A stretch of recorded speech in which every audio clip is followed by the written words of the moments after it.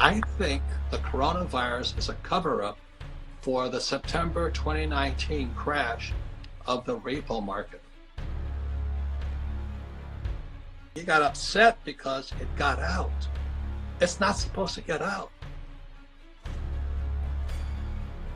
I want to let people know without money, people's spirits drain out of them.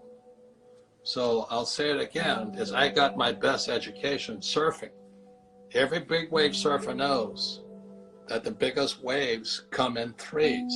So we just got number 3. It came down in threes too in March. Boom, boom, boom. I'm predicting the next way they can control us is because there's no pensions. Mark my words. CalPERS, California State Pension, broke. Illinois is broke. Kentucky is broke. 401ks are toast. These hedge funds are toast. So the question I say to people, you can be positive thinking all you want, but what's going to happen when they make the money toxic, which it already is? It doesn't buy anything anymore. That's what happened in Egypt with Arab Spring. Was inflation went through the roof on them, and that's when they started to riot. They couldn't eat. You look at the homelessness all across America. That's what happens. So the future is actually more of those homeless people I see all over Hawaii and California and Seattle and all this. And so without money, if it's not in your brain, you don't know how to create it. And that's all I'm saying to people. The Fed controls the money as well as the U.S. Treasury. And at this moment, as we speak, they're going to print 10 trillion more, 10 trillion more. And we don't know anything about money.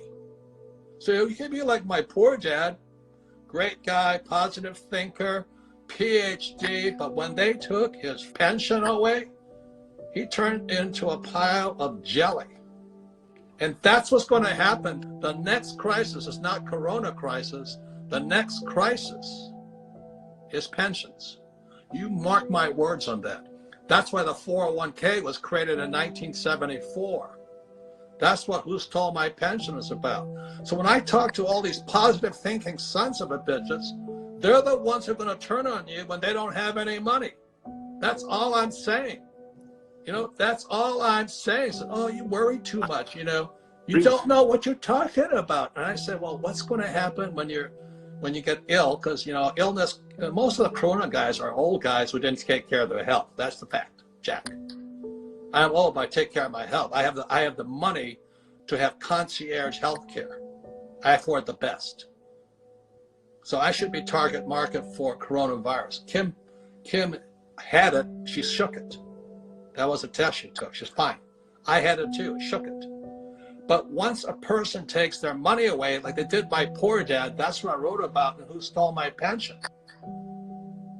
Without money, Patrick, people can't function, and then they turn into primates, animals, desperate. They'll take government MMT, I call it Marxist monetary theory.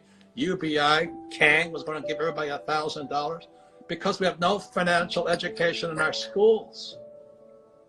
So we can be positive, we can all that, but I tell you what, right now I have brothers and sisters in their 70s.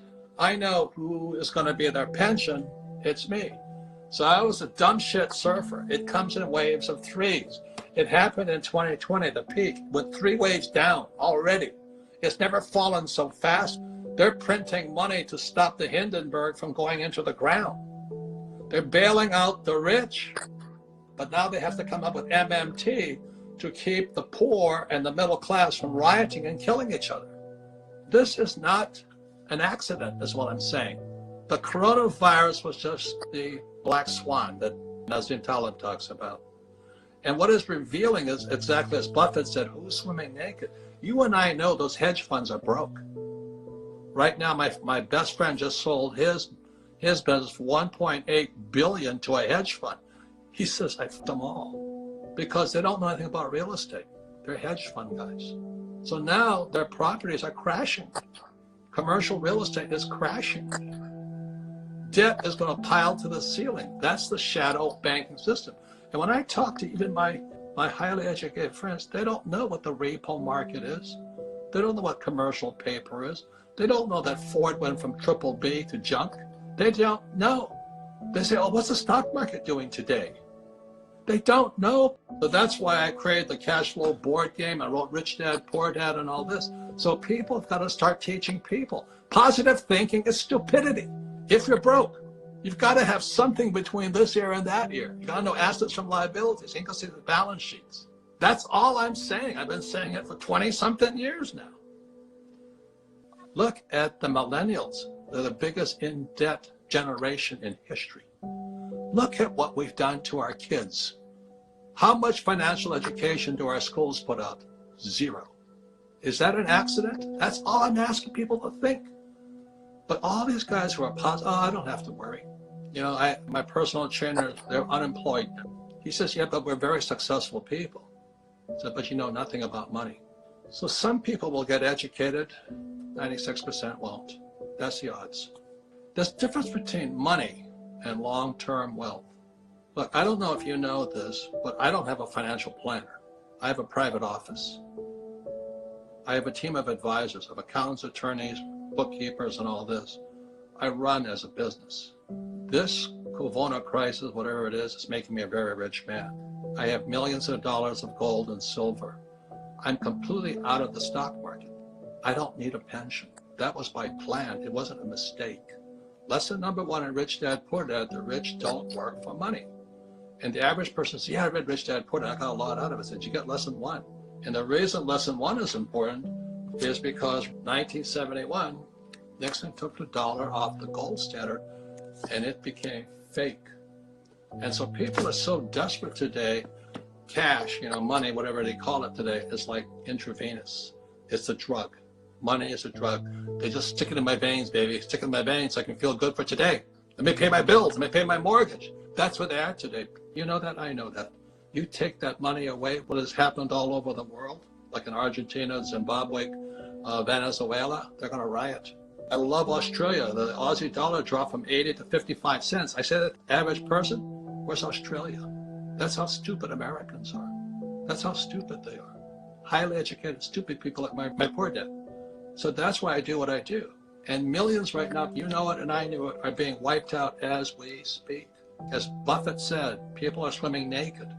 They're going to turn in the keys to their Lexus, their condos, their second house. My friends who are in commercial real estate, they're hurting, man. They were rich, but their tenants are moving out.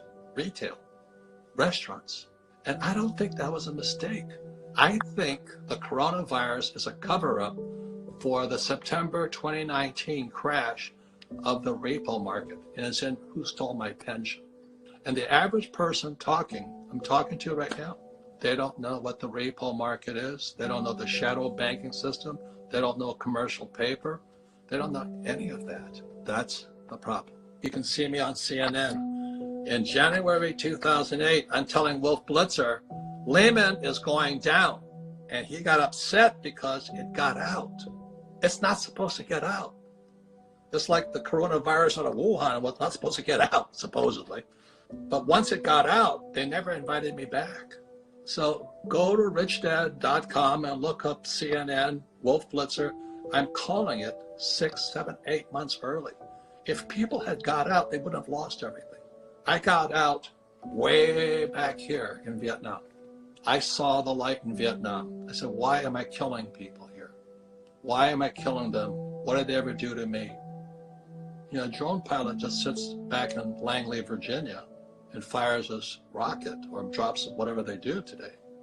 And they kill people with no risk to themselves. When I was killing people, I had to kill them up front.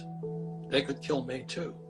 I had to go onto the ground and pick up my guys who were wounded. But now America just kills them from the air indiscriminately.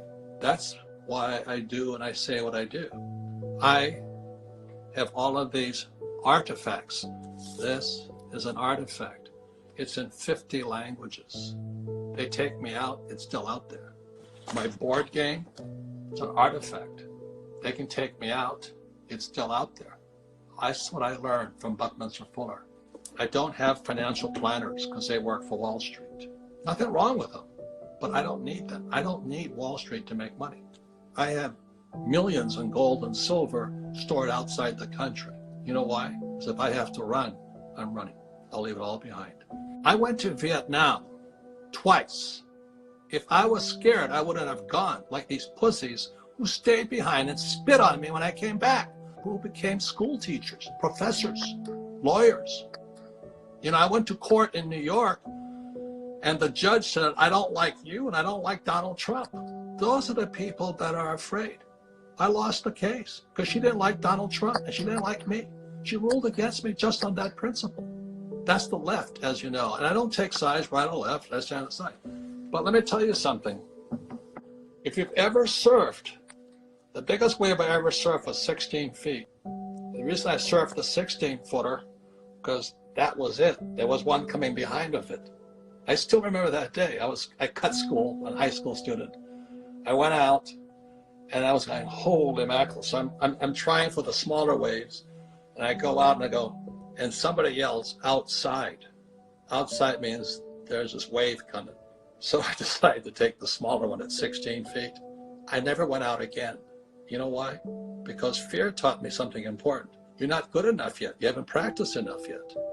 My best friend, not my best friend, but one of my closest friends, Carl Roner, he died next year at Sunset Beach.